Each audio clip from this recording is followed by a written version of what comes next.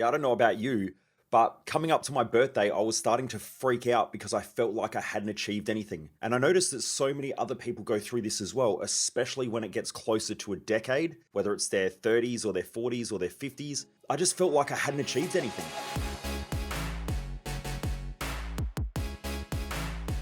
Driven Mofos, welcome back to another episode of The Underestimated Entrepreneur. For those of you who don't know who I am, I'm Michael Mojo. I'm the founder of Mojo Human Performance Institute, where we focus on business, mindset, and lifestyle hacking for driven mofos. And the reason why I do these episodes is that most people complain and think that they're not achieving enough or aren't getting the results that they want in their life or their business. And they consistently go through this inner chaos and this inner turmoil, and they don't get the best out of themselves, both in their personal life and also in their career and business. The reason why I do this is because I want to share information where I can help people out there to live the life that they were born to live, that they know deep down inside they really have the capacity and the capability of doing. So I just want to give them the tools to achieve that stuff. So anyway, let's get into it. I was with a friend the other day and he was talking about he was coming up to his 40s and he was going through this midlife crisis. And he said, I just feel like I haven't achieved anything and I feel really shitty. I'm coming up to my 40s. I'm just not feeling good about life in general. And so I ran him through specifically what I did to knock that out of the park with myself. Now, the reason why this was so important to me, and I guess this is also the reason why I really enjoy helping people, and not just helping people, like there's so many coaches out there who say, I just want to help people. Yeah, but how? Like for me personally, what I know is that I don't really care whether people like me or not. What I care about is that I want to see people progress because I think that progression is the greatest path to self-worth, to self-love, to self-respect, to all of the things that we really desire inside. When I talk to people, I just watch them talk about the dreams that they perceive that they're going to lose in the future, or the goals that are going to be unattainable within their life, or the reason why they gave up, or the reason why they feel shit about themselves. I'm on the phones every week, and I guess I get to talk to at least most weeks, almost close to 100 people. Some weeks where I have big events, I might get to talk to, I shouldn't say tens of thousands, I get to talk in front of tens of thousands sometimes. I do get to talk to a lot of people. And most people just don't feel like they're achieving what they really want in life. Most people feel like they're off track. Most people are really unclear on what they're trying to achieve. And I don't care whether they're in their 20s, whether they're in their 30s, 40s, 50s, 60s. It just seems to be a pattern where a lot of people come to me and say, Michael, I just feel really unfulfilled and I'm not sure why. Or I just feel like I'm not getting the results that I want and I'm just unsure why. I'm working my ass off, but I feel like I'm not getting anywhere and I'm unsure why. I just found like when I was younger, the greatest gift that I could give myself was just working hard, because I knew that when I worked hard, I felt this sense of achievement at the end of the day. Now, I remember being I think at the time I was about 15. And the first time I clicked onto this really, I remember cleaning, there's a place here which is a training provider called TAFE SA. And I was a cleaner. I used to go in and clean the TAFE space, the woodworking machine shops. And I would go and sweep up all the woodworking crap off the ground. And I used to clean all the cafeteria and everything like that. So I would work there for about 4 hours in the middle of the night. If I could get through it faster, I'd normally leave early, but it would have been like, 3 hours. And it was maybe a couple of nights a week or something from what I remember. And I just remember that if I went harder and pushed myself harder, I actually achieved things faster. And when I did that, I got to have an early night. So I would just work my ass off and I'd be pissing, like, I shouldn't say pissing sweat, but like I just had sweat just coming out of my body, just sweating in my head, all of this stuff. And before I was a pretty lazy kid, like I was fairly complacent and I never really pushed myself that hard. I thought, the harder that I work, I get to go home early. And because I was still going to school and everything like that, I think I would start at like 11 o'clock at night or 1 o'clock in the morning and I'd work for like 3 hours or so. And then I would end up going home, having a couple of hours sleep and then go to school. So that was the job that I had. And so I related this sense of achievement and self-worth to working harder. And then as I started entering the workforce, the proper workforce, I realized that there was a direct correlation between my self-worth and how hard I pushed myself and how hard I worked and the challenges that I gave to myself and the challenges that I overcame. And at first, I always thought about was competing with others. So in my 20s, it was like, I want to be rich. I want to have a super yacht. I want to have a massive house. I want to have supercars. And I would go to all these motivation events and it was like, I'm there because I want to have all this shit. But I didn't realize that it wasn't about that. It was about my own self-growth. I mean, it was about self-growth going to those events when I was younger as well, in my 20s. Well, there was part of me that grew up thinking that I was just going to be a piece of shit, really, because, I had parents who didn't really come from much. My mum had me at 17. Dad was 19. We lived in a low socioeconomic area back in the time. Like now it's a lot nicer, but we didn't have a lot of money. I used to go to school. My parents couldn't afford basketball shoes and shit for me. I always got sent to nice schools. So my parents worked, Dad worked 2 jobs. And I always went to like a private school, apart from some gaps there where I went to public schools when we moved house and so on. My parents struggled financially. So for me growing up, I just didn't really think that I would get anywhere in life up until probably about 15. I was always put into special classes or kicked out of class for talking too much or whatever. So I didn't really give myself a big chance. I started believing myself around about 15 or so, where I was going to end my life. And I thought, I can't please everybody else. I just have to please myself. And that was the night that everything sort of shifted and changed for me, where I was going to end my life after I'd been expelled from school. Progressing to my 20s, I just worked really, really, really hard. And I was pushing myself hard. At the time, I'd had a personal training business. That went really, really well. But then I walked away with nothing because I had a spending problem. And so I would just work my ass off, make all this money, and then I'd just go out and spend back in the day, we're talking like, what now? Almost 20 years ago, where I would go out and spend like $1,000 or $1,200 on a night out with the boys, where I'd ring them up and they'd go, we don't have any money. And I'm like, that's all right, I got you back. And then I would just take them all out and we'd all party. And so I would blow all this cash and I never got ahead. And so coming up to my 30s, I just remember my mum ringing me up and saying, Michael, what do you want to do? Like it's, you're coming up to 30. And my mum's this sort of person. And so is Jess, my wife, right? They both celebrate life. So Jess, every birthday that she has, she's like, what are we doing for my birthday? And she gets all excited about her birthday. Whereas when I come up to my birthdays, I'm like, leave me the fuck alone. Don't talk to me. I just want to sit in my office. I just want to get work done. Leave me alone. I don't want to talk to anyone. I don't want to go anywhere. I don't want to do anything. Like I was a miserable fucker. That's the only way of describing me. I don't know if anyone else relates to this shit out there. Even from a young kid, I really didn't celebrate birthdays much. I remember having my 18th and having like 2 friends come over. That was about it. And even then I didn't want to celebrate it. I just remember sitting there feeling super lonely because I'd invited a whole bunch of people and 2 people rocked up. It probably wasn't until my 20s that I started partying hard and running amok and doing crazy shit. But anyway, my mum, she rings me up and she said, what are you going to do for your birthday? And I was like, leave me alone. Like I've just got too much work on. And at the time, this business now hadn't taken off. So here I am working my ass off. We hadn't got any traction. I want to travel around the country and speak on these large stages. And I'm just thinking, fuck this. Like, this is just shit. By the time I was 30, I was expecting to be married. I won't say have kids, but, be married, big house, cars, boats, be able to travel the world in style as well. I'm not talking like backpacking. I'm talking like, I want to stay in nice hotels and all those things. And here I am. We've got no money in the bank. Business that year, I think, made like $80,000. And I'd convinced Jess, my now wife, to quit her corporate career to come and work with me. And we were struggling bad. I was eating like baked beans and eggs all the time. So when my mum rang up, I felt this sinking feeling in my guts. And I was like, just everyone leave me alone. And I don't know, some people say maybe you're depressed or whatever. I don't know. I don't call it. To me, when you think about being depressed means less than or lower than.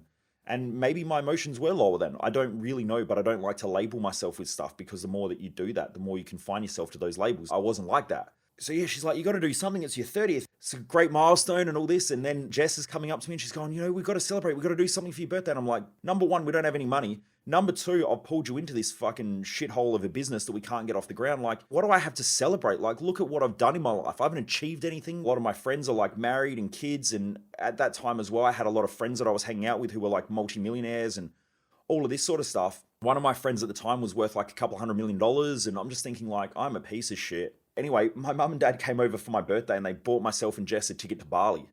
And at the time, I hadn't been on a holiday since I was like 21. Not a proper holiday overseas or anything like that anyway. I might have been on a couple like road trips with the boys or something like that, but I hadn't been on a proper holiday for ages.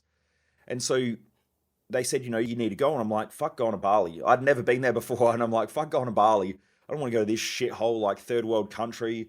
Screw this. It's just one of those miserable bastards. I don't know if anyone else feels like this. Like, shoot me a message on any of my social media platforms because I would love to know, have you gone through this as well for any of your birthdays or when you've clicked over from, 20s to 30s or 30s to 40s or 40s to 50s or whatever?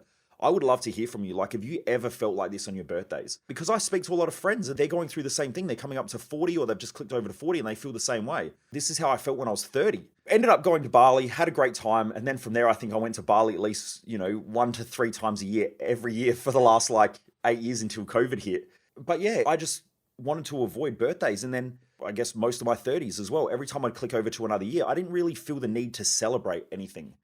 And it wasn't until last year I found something really interesting. It was coming up to Jess's birthday, and she's like, "What are we doing for my birthday?" And she gets really excited like a little kid again. In fact, for Easter, I still go and hide Easter eggs so that Jess can go and find them because she just celebrates things. She celebrates life. She's an amazing person. Like, she just celebrates things when she needs to. That's what she enjoys. So, anyway, coming up to her birthday, and we're having a chat, and she's like, "What are we going to do?" And blah, blah, blah. And I said, "Jess, can I ask you a question? Like, why do you celebrate birthdays?" And she said, "Michael, because why not celebrate? I've been alive for another year. Like, there's been so much stuff that's happened, both good and bad. I want to celebrate that year and know that my life is fun. And like, I'm not celebrating what I haven't achieved. I'm celebrating all the things that I've gone through over the last year." And I was like, So anyway, later that week, I was getting my hair cut and I was talking to my hairdresser who might be watching this, Steph.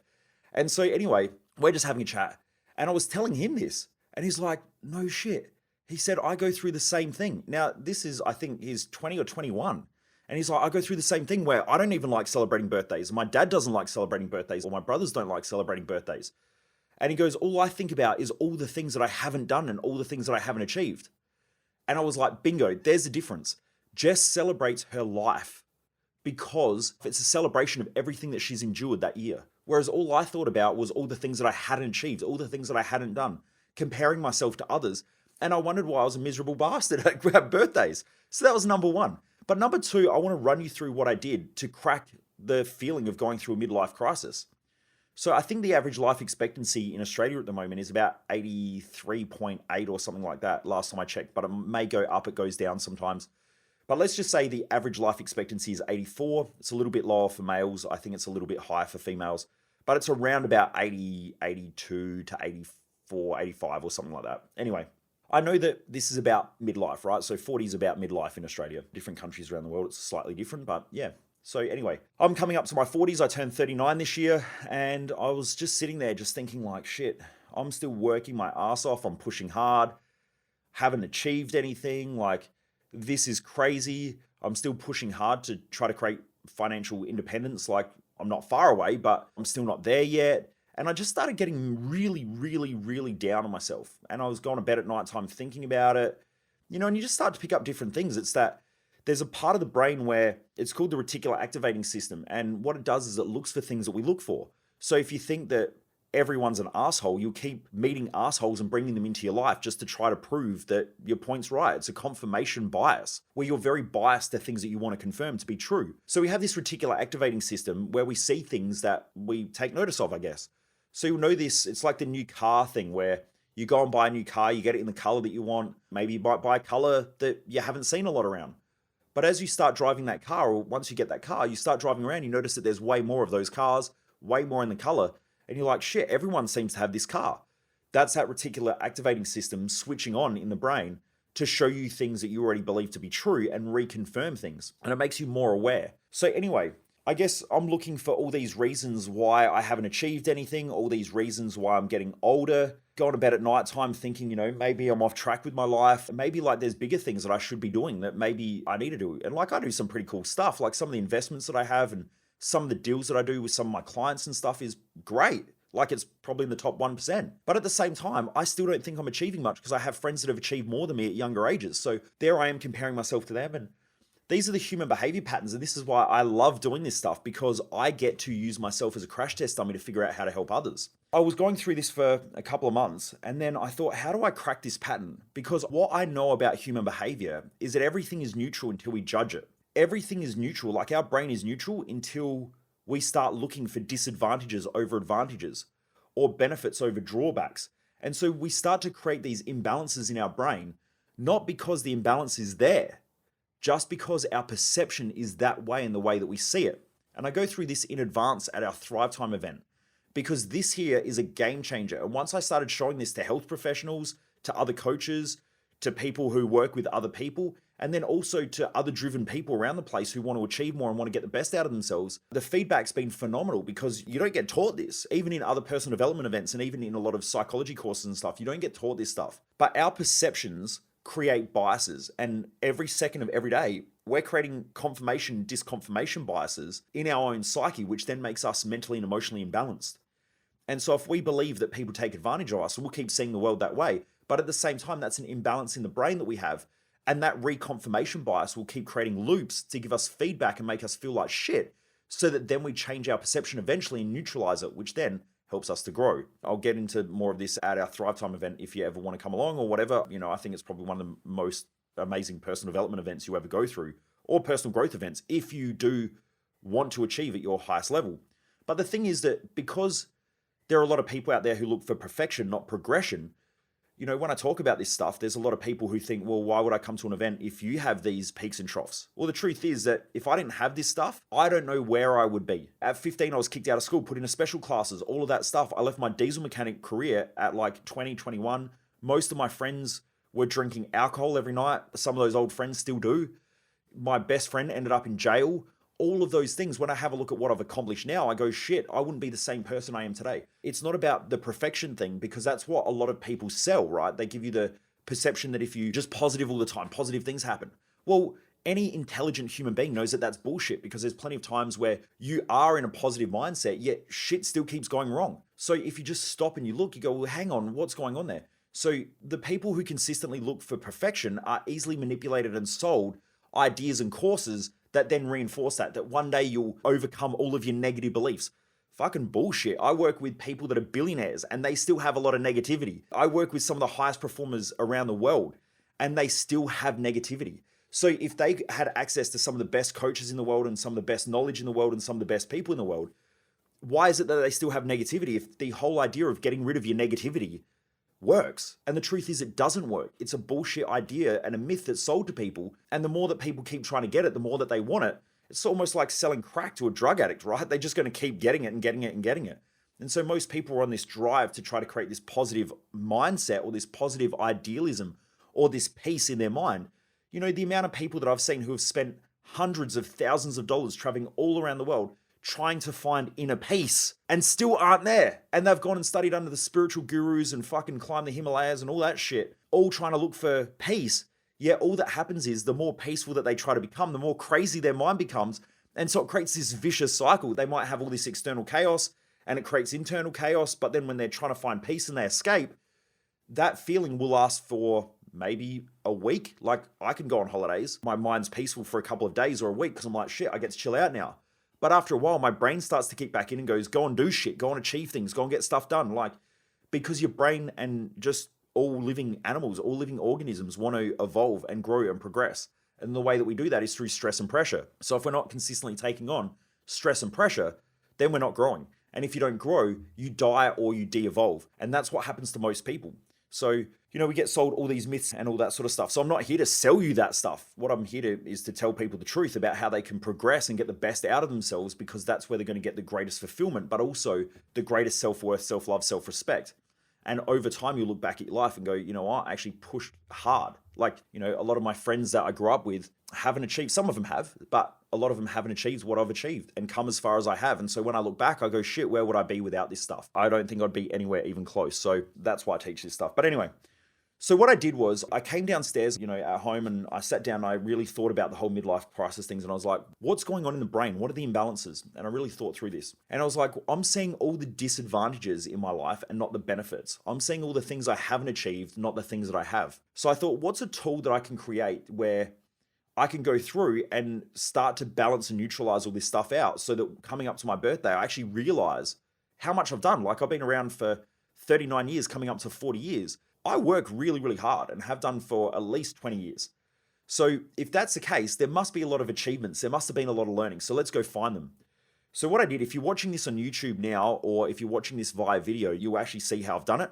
If you're listening to this on audio, you can always jump across to the YouTube channel, which if you just go to YouTube and type in Michael Mojo, it'll come up with a page and you can watch this episode, or scroll through it or whatever, and you'll be able to see how I've done it. But what I did was I wrote on a piece of paper, I wrote on there 0 to 10, 10 to 20, 20 to 30, 30 to 40. What that is every decade of my life. And then I sat there for probably, an hour to 2 hours. And I thought of every achievement, no matter how big or how small, and I documented it. And it didn't matter whether it was like little things like, I learned how to ride a push bike. I used to race BMX bikes when I was a young kid to a teen. And I remember going down to the park with, at the time, my best mate Rocco, and we used to go and train together. And we would ride on the grass and things like that and have, 100-meter sprints on the bike, on the grass because it made it a lot harder to ride. So things like that, I went, well, that's an achievement in itself. The achievement that I actually finished high school, even though I got kicked out, that was an achievement in itself. The fact that I didn't kill myself when I was 15, that was an achievement. And so I just started listing all these achievements. And what I did was I didn't write them so I could see them. I just wrote over the top of each other because I didn't have to see it. I just had to write it so that my brain acknowledged that it was an achievement. Now, the interesting thing was that when I started doing this, more and more achievements started popping out of my brain over and over and over again. I learned how to read. The fact that I stopped reading and I didn't even really like reading, but then I retaught myself as an adult how to read again. But maybe that was because I was criticized and put in a special class. And I remember this one day I was reading at school and there was a girl that I liked. This was in about grade 5. And I remember stuttering. And in that moment, I just shut down and I stopped reading because I just felt embarrassed. But after that, I just didn't read. And so even at school, at high school, I would read the first couple of chapters. I would read the last couple and sort of piece everything together. I avoided reading as much as I could. And it wasn't until maybe my 20s again, mid-20s. Actually, in my early 20s, I was reading, but I was reading really, really slow. In my later 20s, I learned how to speed read and I learned how to really help myself with reading again. I taught myself how to reread. So all of those little achievements I kept putting down. I've met Jess. I've gone through a lot of shit with her. So I went through all the times where we'd overcome huge problems and huge issues in our relationship. And they were all achievements. The friendships that I had created, all of those things, I just kept writing more and more and more and more and more. And so it wasn't always about the, buying the supercar and the big house and blah, blah. It wasn't about those achievements. It was all the little achievements that led to those things. Now, if you have a look, what I realized was that every decade, there's more and more achievements. Once that clicked in my brain, so I probably wrote maybe 1,000 achievements there, not every decade, but 1,000 achievements overall. Once I did that, my brain just clicked and I was like, fucking hell, 40s to 50s is just going to be better. Because every decade I look at, there's more and more things that have been achieved. So in between 40s and 50s, providing that I keep going on the path that I'm on, there should be even more achievements. And that's something to celebrate. What it did was it actually neutralized any feelings that I had about getting older. It neutralized any feelings that I had about not accomplishing things. It neutralized any thoughts that I had about not being good enough or whatever it was. It just neutralized everything. So now when I think about my birthday, I'm like, the next decade is going to be even better. Now I haven't clicked across the 40 yet. I'm still another year and a bit away yet. I still haven't had my 39th birthday. It's coming up, but I'm not there yet. But I just wanted to share this because I was with a friend the other day, as I mentioned, and he was saying about how he felt like he hadn't achieved anything. Now, when I look at him, he's got a beautiful family. He's married to his beautiful wife. He's got a fairly successful business that's doing a really decent turnover that probably puts himself in the top 1% of income earners in this country. And I think that a lot of high performers and high achievers really forget how much they actually have achieved. And it creates this huge insecurity. Now, I know that insecurity drives us, like it drives people. And so there'll be two types of people. I get insecure and I curl up in a ball and I don't do anything in life, or I feel insecure, so therefore I work my ass off to try and deal with that insecurity. Now, I would assume that being on this podcast, you're the second, if that's how you deal with insecurities, where you will push yourself to achieve. So I'm assuming there's a lot of people who are on here who have body image insecurities, just like I do. And so you go to the gym, you exercise, you train. All of those things come because of your own insecurities. But at the same time, if that's what you do, you will start to love training, you'll start to love exercising. But if you don't go to the gym for a while and you start putting on weight, you'll start to feel insecure again and it will push you to go back to the gym. Now, some people feel that way about money and finances, where they work really, really hard because they don't ever want to be put into a situation where maybe they're a kid, like I was, and never had a lot of money. So therefore, you work really, really hard and you push yourself hard financially to make sure that you never feel like that again. That's an insecurity, but that also creates your drive. I teach this a lot at my events, is that, well, really everybody's drive comes from an insecurity of not enough. So if you're driven by money, it's because at some point in your life, money wasn't enough. If you're driven by your body image, it's because at some point you were probably judged or criticized and felt like you weren't good enough. So you went out there and tried to make yourself good enough. Now, there's nothing wrong with that. A lot of people in our society think that insecurities are a bad thing and we shouldn't have them, we should get rid of them. And then there's a whole bunch of knobheads out there in the personal development and self-growth industry who say, you can get rid of your insecurities, but they're just as insecure as everybody else. I've worked with many, many of them. And I can tell you right now that everybody's insecure. I've never come across someone who's not insecure. And having worked with some of the highest performers on the planet in different industries and different fields, they're all insecure. It's just different people show it in different ways. And when I teach this stuff at Thrive Time, it gives you a huge insight into human behavior and why people behave the way that they do. Normally, it's trying to cover insecurities. And so even if you have a look at someone's achievement, it's normally driven by insecurities.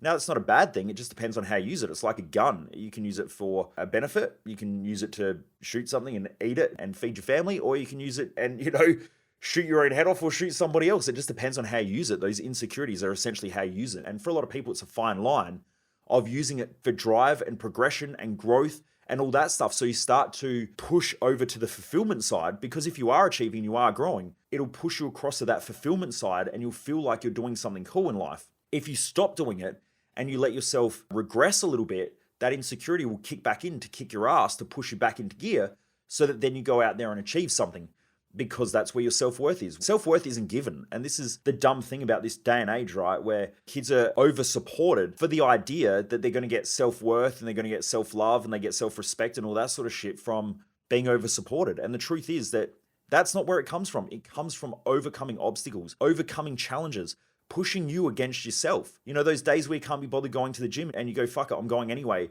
And your brain's like, dude, don't do it. Those days where you go into the gym and you walk out and you go, I'm proud of myself. It's those moments where your self-worth comes from.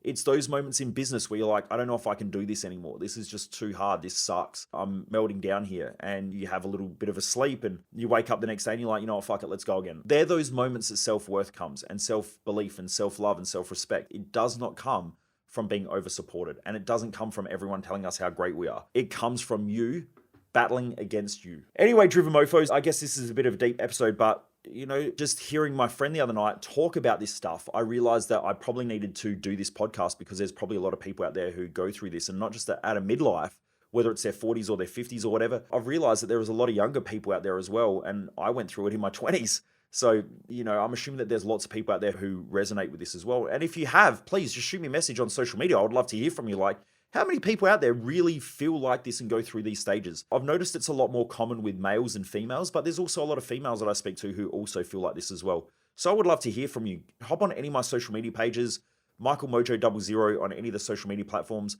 I would love to hear from you. Let me know, have you gone through this? And jump across to the YouTube channel, hit the subscribe button, but also have a look at how I've written it out, because you don't have to read it. You just have to write over the top of the achievements and just write it down. Because what it does is, from the brain, it takes the thought process and then puts it into an action. And then that action reinforces the learning and the pattern of behavior. So that's why I write things down. I don't just try to keep things in my head, because when I do that, my brain just ends up chaotic, like most people, if not everybody. So I grab it and I write it down, so that then I know that it's out of my head. Also, it links it in my brain, and then my brain gets the learning and it just, boom, it clicks. And so that's how I sort of progressed from this, where I went, shit, I have achieved so much. But it's because I wrote it down. If you're listening to this on a podcast app, jump across to YouTube, hit that subscribe button, but also have a look, just scroll through quickly and have a look at how I've written it down, because it will help a lot. Give the task a shot. Jump across to any of my social media platforms. Let me know, number one, have you gone through this? And number two, are you going to do the task? If you've done the task, and even if you shoot me a message afterwards as well, I would love to hear if it changed everything, because it changed everything for me. And I also taught this at our most recent Triumph event, which is our leadership event. Now, we get a lot of people who come because they want to lead their family, they want to lead their friends, they want to lead people in business. It's a deep dive 7-day program into creating yourself as a leader. It's not just me teaching. It's like, let's build you into a way better leader. And so we do a lot of work during the event where you'll find that you come in at one level and leave at a completely different level. It's almost like a 7-day intensive boot camp. I taught it during that course, and for a lot of the people there, they said it just completely shifted the way that they felt about themselves, but it also shifted their ability to switch off, because most people's chaotic minds come from those crazy thoughts of, I'm not doing enough, I'm not achieving enough, I'm not good enough. Whereas when you do this here, what it will do is it'll just silence everything. You go, you know what, there's so much more to go, but at the same time, I've done so much. So then you become the controller. It's not that internal dialogue that controls you, and then you end up out of control and erratic. And I also find a lot of driven people normally run on this high level anxiety, where it's almost like they're impatient, they're skitzing out all the time, but that's also the thing that holds them back from achieving more. And until you neutralize that, a lot of people keep changing their mind, switching things, especially if they're business owners, they're pointing out everything, shit, this needs to change, this has to be done. And so they have to control everything. This task here will switch all that off if you do it well enough. Jump across to my social media platforms, Michael Mojo 00. I would love to hear from you. Shoot me a private message. And also, I want to say a massive thank you to all of those who have been subscribing, liking, sharing these podcasts. I really, really do appreciate it. It has kept me driving. We're almost close to 100 episodes. I'm super stoked to hit 100. I actually didn't think that we would get to 100. I thought, you know what, no one will listen to this stuff. I probably won't follow through it. And just every week it keeps going up. So I really do appreciate all of you out there who've been sharing this and telling other people about it. I know that there's a lot of tradies out there that have been telling their other tradie mates who are business owners or who are driven to run a business about this podcast. I've heard of a lot of people who work in corporate business and executives who have been sharing this with some of their friends as well. It's been really great, and it's been really great to hear your feedback as well on the social media platforms about what you like, you know, how we can improve the podcast as well, some of the topics that you want me to cover. I really do appreciate it, and it has been amazing to see the growth of this, and I didn't think it would go so well. Maybe I should have thought it would have gone well, but I didn't know. There are so many podcasts out there today. I just want to do this because I want to share great information. I don't really want to hold back and try and sell you shit. I just want to be able to get out there and help, because I really do believe that most people waste their life. And I really don't want people in our community to be those people. I want us to thrive and excel. This is the reason why I also created the Driven Mofo community, which is, you know, our insider community. But you're all part of the Driven Mofos now. So, you know, I created that because we are driven, and the rules of the game are completely different for driven people than people that give up. And most of our society supports people who maybe give up or, you know, are always down and out. There's not a lot of support out there for people who just want to go hard and push hard and be better and do the best that they can. And then as you start to do that anyway, a lot of people try to pull you down. And I want this community to not be that. I want this to be the cheer squad for you to be the best that you can be and get out there and fucking crush it, because life's short. I just want to share information that helps you to keep winning. Anyway, I hope that helps Driven Mofo. I don't want to get too sloppy and, you know, go off track. Anyway, I hope this helps Driven Mofos. I really do appreciate all of you sharing this with your friends and all of that sort of stuff. The numbers every week just keep going up and up and up. And so I really do appreciate it. Anyway, Driven Mofos, have a great day. Keep kicking massive goals. I hope that this helps, and I look forward to hearing you on any of our social media platforms when you send me a message. Have a great day.